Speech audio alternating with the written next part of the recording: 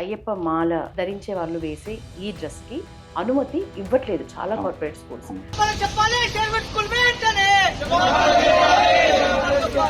దుస్తులతో అవసరం లేదు అని. కాకపోతే అప్పటికి ఇప్పటికీ మీరు చూస్తున్న ప్రధాన మార్పులు అంటే ఇప్పుడు చూస్తున్న కొన్ని విషయాల పట్ల కొంచెం మనసు బాగా అనిపిస్తుంది. ఆలోచనల్ని మనం స్థిమితంగా ఉంచుకోవాలంటే ఒకే ఒక మార్గం ఉంది. మనము అయ్యప్ప మాల వేసుకున్న తర్వాత మీరు మమ్మల్ని ఎట్లా చూస్తారు? ఆ అయ్యప్ప మాల యొక్క మంత్రాన్ని చెప్పిన తర్వాత ఏ రూపంగా కనిపించినా కానీ